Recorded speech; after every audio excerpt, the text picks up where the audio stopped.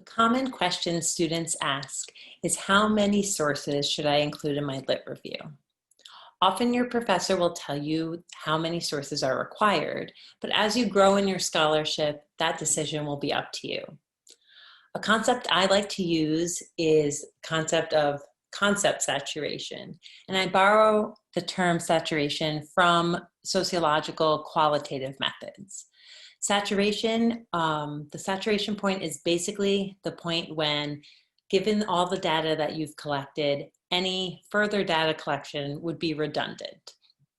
So the saturation is used as a signal that all the new data or instances of a code would be too similar to all the data that's already collected, so no further data collection is necessary. For concept saturation, I use that same point when it comes to finding sources.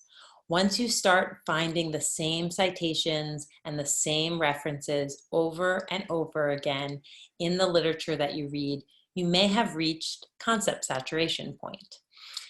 You may want to check that you've explored the theory from different perspectives and using different methods. For example, maybe you've looked at the theory only through studies that use quantitative methods, and you're more interested in qualitative methods.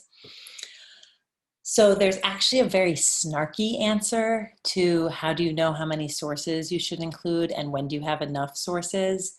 That response is usually, well, you know that you have enough sources once you've adequately answered your research question. Even though that's kind of snarky, there is some truth to it.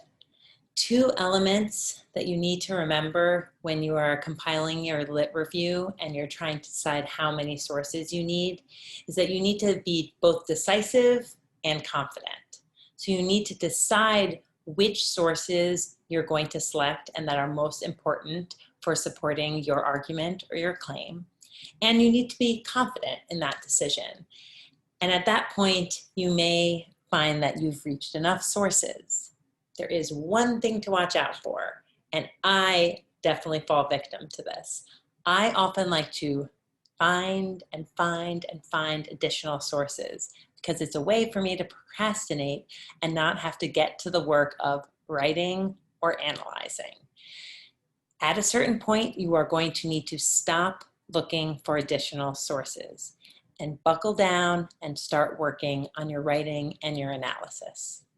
If you have questions about whether or not your sources are correct, remember that you can always ask a librarian like me, or you can ask your faculty member.